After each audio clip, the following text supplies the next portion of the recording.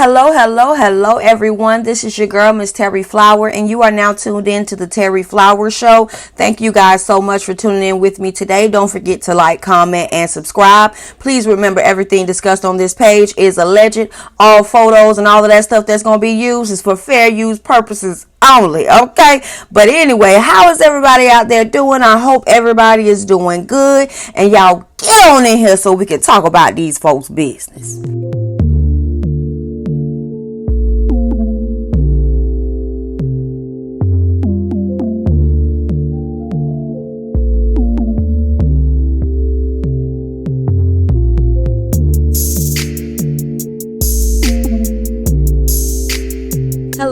Hello, everyone. This is your girl, Miss Terry Flower, and you are now tuned in to the Terry Flower Show. We are here today to review Love and Marriage Huntsville, Season 6, Episode 21, so they say.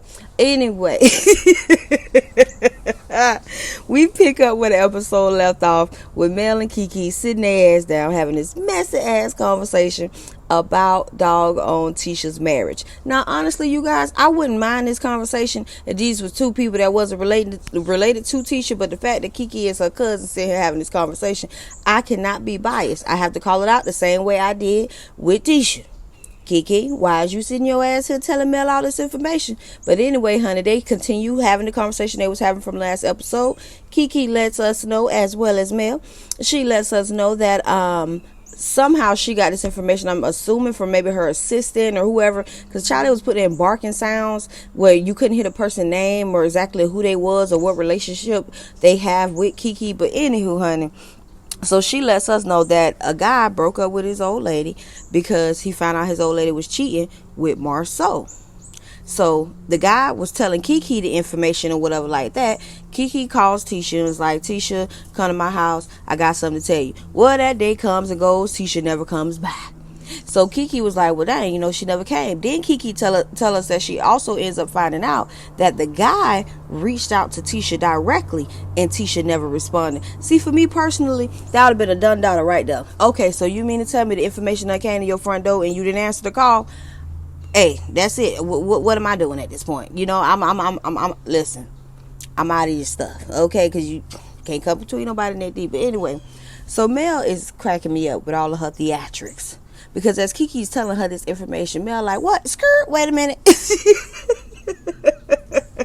So you telling me that she more mad at you because you ain't fired whoever this person is. You ain't fired this person. And she is mad at the girl who supposedly was cheating with her husband. Kiki like, yeah, she trying to turn everything around on me because when me and her end up talking, she like, well, why you ain't tell me over the phone? That's real disloyal. And why you ain't fired this person and all that? And I'm like, you're right in what you're saying, Kiki, in the context of what you're saying with the conversation you and Tisha had. You're right in that moment. But in this moment, sitting down with Mel talking about your cousin business like this, you wrong as hell, honey. You wrong as hell, okay? But whatever, child. So, honey, she goes even further. She was like, I'm just saying, it's like, goodness, Tisha, we're going to sit down and have a conversation. It's like, Tisha, goodness, you just ignoring everything, honey. You got to see what's going on. And Mel told some time. I said, boy, this is ridiculous. Kiki, moonwalk up out of this situation, honey. Because like what Mel said, some people don't want to see the truth. Some people don't want to hear the truth. Some people don't want to know. And at the end of the day, whatever decision that Tisha makes, only person got to live with the consequences of those decisions, good or bad, is Tisha. So allow her to do that. This her life. Let her live that motherfucker. Okay? Moonwalk the hell up out of this situation. This ain't got nothing to do with you. Hey, you try to bring the information to your cousin. She don't want the information. Hell, the man who going through the situation tried to bring the information to her and she ain't want it. Nigga, her mama was on in previous seasons trying to bring the information to her. She ain't want it. Tisha has made it very clear. She don't want to know if he playing her. Keep it on the low. So what the hell? Now, I ain't gonna front. We all been wanting it to get exposed so everybody can see the light. But really, you guys, that would really just only be for our gratification. For us to know that we were right. Because is it really gonna do anything for Tisha? I don't know if Tisha really gonna leave. You know what I'm saying? Whatever, child. Anywho. Okay, but I'm just like, girl, because Mel asked Kiki, have you had the chance to tell her? She was like, no. But the thing is, Tisha already knows this information, so you really ain't got to tell her nothing. Kiki told me they need to sit down and have a conversation. Girl, for why? For why, ma'am? For why? Child, this mess is ridiculous. This mess is messy as hell. And another thing, bitch, what's going on with you stealing from the Home Depot and the Mr. Fix-It stores? Tell us about that. Cause you say, I can't confirm or deny anything, but you can tell us everything by goddamn Tisha business. I see you, ma'am. I see you. I see what you trying to do up in here. I see what you trying to do up in here, ma'am. You ain't mentioned a damn thing about that footage we seen on the first episode when this season picked back up. You ain't told us nothing. Was your child with you, ma'am? Was that you that almost hit 2 cars getting out of that parking lot? That's what we want to know, ma'am. Miss Kiki. Girl, a mess. Kiki say, for too long, Tisha has believed her gaslighting husband over her own flesh and blood. And no more. Girl, you finna waste a whole bunch of your time. But I see what you doing. You making Tisha relationship your storyline. No, ma'am. No, ma'am. What the hell happened at that damn Mr. Fix-It store? Because I don't know if it was a Lowe's or Home Depot. I'm not sure. Why was you stealing locks? What were the locks for, ma'am? Was that you? It damn sure. Well, you know what? Nah, baby, that was you. We seen the footage. While you up here trying to get Tisha to see the truth, bitch, tell us the truth, okay? But anyway, she right about what she's saying as far as how she trying to handle the situation and tell her cousin the information about what she heard and all that. All of that is fine. But I'm sorry, Kiki, we is too grown. We all done been there, done that, honey. Sometimes when you see a person don't want to know the information, leave them the hell alone with that. Leave them the hell. You could tell a bitch, click right in their face, girl, leave this Negro, girl. He is dragging you, girl. He just beat you up, girl, yesterday at the liquor store, girl. Get away from him, girl. No, this is terrible. Girl, he pulled a weapon out on you, girl. Why are you still with him, girl? Girl, you know what your friend will do, girl? You know what your cousin will do, girl? Girl, she'll block your ass. Kiki, moonwalk up out of this situation and quit talking about the shit to other people now. You know Mel the op. Honey, when I tell you that tickled me, baby, because you know Mel is the op in Tisha head, child. But whatever, honey. Whatever, child. Anyway, so Mel asked Kiki, well, do you think it's true? And Kiki says that she don't really believe the whole threesome part. And then Mel was like, well, do you think him and the girl had some type of relationship? And she was like, I don't know. So I'm like, girl, all of this is a mess, honey. Foolishness. Anyway, we're going to go ahead and move on, child. Anyway, in the next scene, we meet up with Maurice. He had some type of custom auto shop. He's buying Kimmy a Jeep. He said he want to get Kimmy a Jeep because he realized they don't have a lot of time and all of this. So she been asking him about a Jeep. So he decided to go ahead and get one. Then Marceau comes up there to meet him. He hops up out of the truck, walks up to Maurice with his knees just like knocking, bum, bum, bum, bum, bum. So they standing there and they talking, and Maurice has let Marceau know, Kimmy been asking me about a Jeep, so I'm like, I want to go ahead and get her one because we really don't have a lot of time, I've been able to see that in this last year and so, everything that we done went through, she had been asking me about a Jeep, talking about she want a Jeep, so she let the top down and let the wind blow through her hair, and I was like, babe, you don't have no hair right now, and Marceau was like, don't say that, and I was like, yeah, nigga, don't say that. How you hell you gonna make a joke about your wife that was going through chemo? This nigga make me sick, okay? Literally makes me sick. Okay, but anywho, then he goes into talking about their sex life. And Marceau like, why the hell is you telling me this? Marceau don't want to hear about this shit, and neither do I. But I do appreciate Marceau making it clear to Maurice, like, dude, for you to tell Kimmy that, like her sex drive going down is a mental thing and it ain't got nothing to do with the chemo, that's like somebody telling you, you know how your back hurt right now? You got that back brace on? It's like somebody telling you, oh no, your back don't really hurt. It's all mental. And now Maurice want to act like he get what the hell being said. He just makes me sick. Talking about, oh, he listening.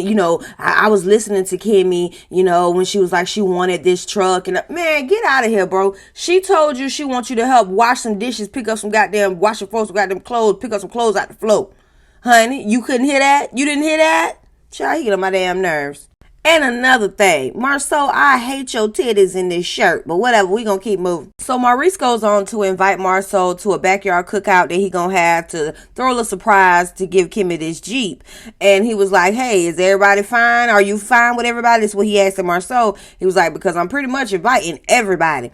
And Marceau was like, yeah. He was like, because everything ain't go, the best at the little town hall. And Marceau was like, man, I'm fine. I had a good time, Stormy came in trying to get under my skin, and I was like, you know what, I'm gonna get under her skin, and I ain't mad at them. Them ain't my people. We ain't friends. Obviously, we don't jail well. We like oil and water, and I ain't mad at Marceau for that, because I'm sorry, Stormy did come in there with a little nasty little attitude, and like I told y'all in that review, he came with his petty boots on and he was ready. Okay. In the next scene, we meet up with Courtney and Stormy. Stormy's in the bed. She lets us know that she had got strep throat that was turning into something else. You know what I mean? And the doctor just let her know, man, if it would have been 48 hours later, this could have been way worse. So Courtney just like, hey, man, you got to get your rest. Take it slow, because we ain't got time for you to be getting sick. We ain't got time for that. So Stormy brings up the fact that Kiki was like the first person to reach out to her, and she was like, I like Kiki or whatever. And Courtney started laughing. Courtney was like, child, you call her the dark winged duck. So they show a little flashback of when they was in their 101. And she told me, so her looking at the little video of Kiki still, all she could think about is a dark winged duck. I said, child, this is a mess. So then Stormy brings up the fact that Tisha called her, and she was like, I don't know if I call her back. She was like, but she launched her hair products or whatever for her daughters them, and she copied Canvas Beauty return policy. Child, when I tell you, Courtney response was the same thing as mine, baby. Courtney started giggling. Child, this gotta be the stupidest shit. If you gonna copy somebody's stuff, baby, take their email out the shit, girl. Child, Stormy says she more embarrassed for Tisha than anything. She like, so me and Tisha just need to have a little conversation. Courtney was like, well, she should have came to you and asked you about it. And Stormy was like, yeah, because I don't mind helping her. When we first started off with Canvas Beauty, I had to build a website myself, but that just goes to show that ain't no way she built that website, because if she had, she would have knew some of the back end information and she would have been able to go right in and change that immediately. Well, remember how Marceau told Mel, oh, I don't like, I ain't want you to get up there because it just seems like you just throwing ideas at the wall trying to see what stick. I'm going to just leave that little moment of silence and now who it look like really do. We're going to go ahead and move on. So but Stormy was like, well, the Sky started throwing like a little barbecue because Kimmy been doing radiation. She's off of radiation now, so Maurice want to surprise her with her truck or whatever, and it's gonna be like a little barbecue. And Courtney was like, I ain't going to no barbecue. She was like, no babe, you can't send me by myself. He like, She was like, so what, you don't, it's the barbecue you don't want to go to? He was like, nah, it's the people or whatever like that. She was like, what, Marceau? He was like, yeah, don't he mess it up for everybody? So she trying to convince him to go, and he not going. And she like, man, he throwing me out here to the wolves. And he was like, the wolf child, ain't not one wolf. It ain't not one wolf out there. Okay. Courtney say, damn that. Courtney was like, nah, because he was pushing a lot of buttons and stuff could get real. And all right, I need a moment, y'all. What the hell has Marceau done so bad that Courtney like he want to put hands on him? Other than his bitch assness. Okay. He ain't really did nothing that bad. If anything, Marceau should really be mad because your wife the one been running around here calling this man a bitch. So whatever, y'all. We gonna go and move on. In the next scene, we meet up with the knock-knee and the delusional. And they in their little realty space. They trying to get it rebuilt and all of this stuff. For what Tisha is saying, it sounds like they making good progress and all of that. Wonderful, whatever, child. Then Marceau brings up the fact that Maurice put out an invite for all of them to come to this little backyard boogie. All right. So Marceau tells Tisha that somebody called the city and said that they down there illegally gambling, honey. And then they go into this whole little spiel. That's so crazy that somebody would call down there and do that when somebody is just trying to run a business and build up the community. And he was like, yeah, T, we trying to build a house with somebody. And it's like, nigga, is y'all down there illegally gambling, nigga? It ain't nobody's fault that you ain't got your ducks in a row. See, this is what Mel was talking about, right? Ain't nobody's fault that y'all ain't got y'all ducks in a row. Is you down there illegally gambling?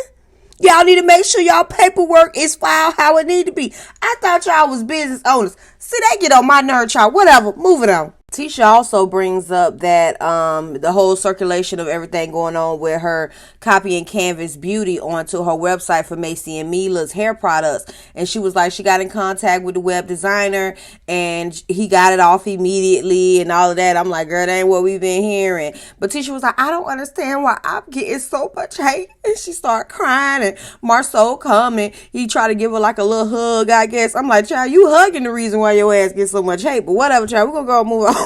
Tisha in the confessional, like, you know, even though this is my daughter's business, I'm the one that's pushing them as their mom in the background, and everybody keep trying to come at me, and it's like it's a mistake, you know. And I'm like, Tisha, see, if it was a mistake on its own, wouldn't nobody give a damn. But you are attached to a know-it-all. You attached to a nigga that like he can't take advice or nothing from nobody. Ain't nobody ever did nothing from him. He got it from the bottom, started from the bottom. Now we here. He'd be doing all of that. So that's why everybody on your ass, because you can't afford to make mistakes being attached to this type of nigga. Hate to tell you, boo. Anyway, moving on. They end that scene with Marceau just letting Tisha know that he got her back, and she like, I'm glad we're a team and we have each other, and he give her a nice little ass smack. All right, moving on. In the next scene, we meet up with Kimmy and Maurice at their house. They're getting ready for this cookout, and Stormy gets there first, and Stormy gonna ask Courtney, you sure you don't really want to come?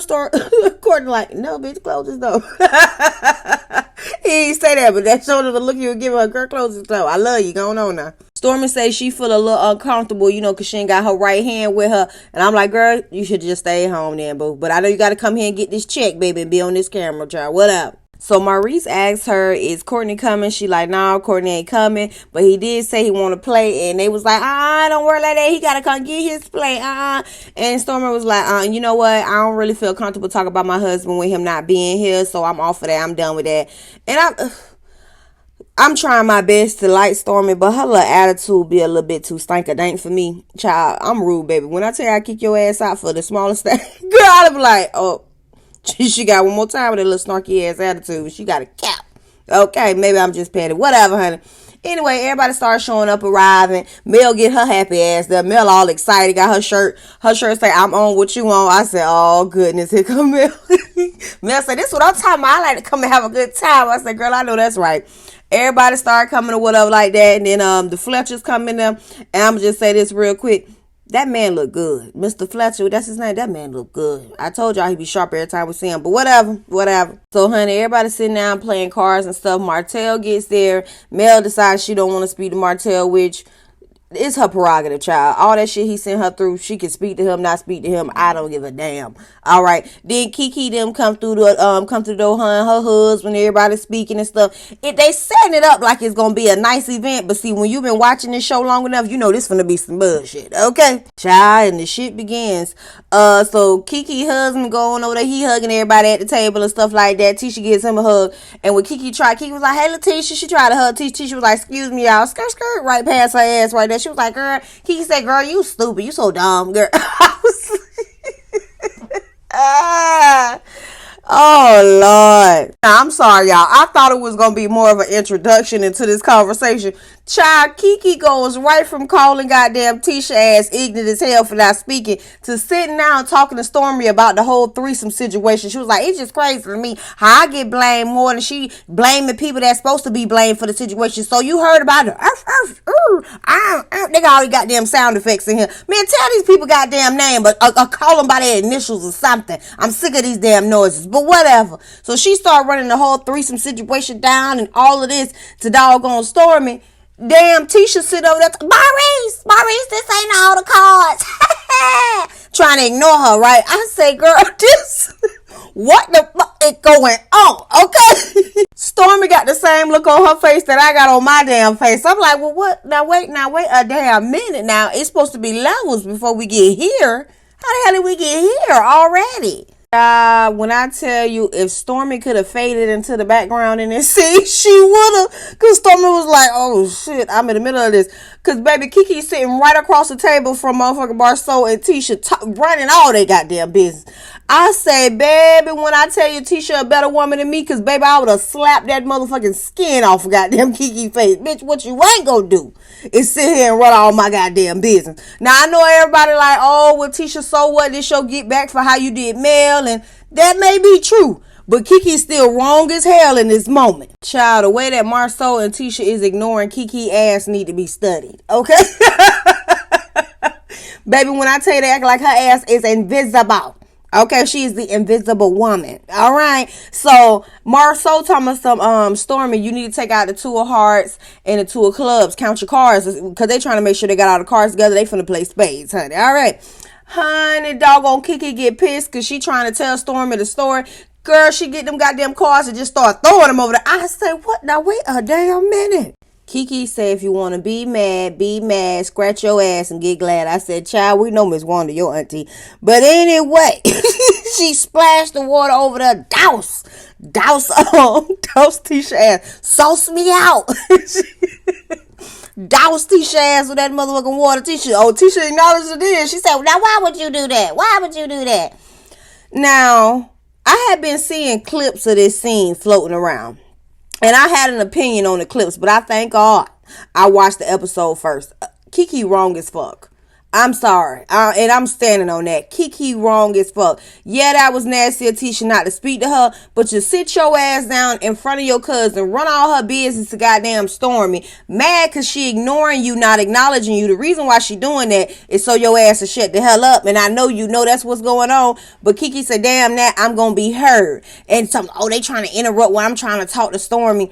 And Stormy like, well, is there like a place y'all can sit down and have a conversation or anything like that? And Kiki was like, nah, we don't need to talk. She need to be talking to his ass. Okay? Talking about Marceau. Okay. But baby, this is too damn much. This too damn much. Not at the cookout, my love. Not at the cookout. And like I started off at the beginning of this review, Tisha don't give a damn. Tisha don't want to know the truth. She don't want to know. I keep telling y'all she don't want to know. So Marceau hops up and was like, nah, we ain't doing this. We ain't doing this. And Kiki said she need to be mad at who the fuck she need to be mad at. She mad at the wrong person. So Marceau like, nah, we not doing this. She just threw a drink on Tisha. She need to get the F up out of here. Whatever. Call the police and drug test her ass. Baby, when he said that pissed Kiki husband off. Kiki husband like, oh, hell no. Went to walking over there toward Marceau. Now, was I tripping? Or was Marceau slowly going around that motherfucking circle so that man could get close to his ass? I was like, don't run that, nigga. Don't run that. Baby, this is a damn fool. Baby, this supposed to be a backyard boogie. Y'all up here about to fight, baby. This ain't the bar. Y'all need to relax. Good God. Y'all, and the episode ends right there. Y'all gonna get in the comments and tell me how y'all feel about this foolishness.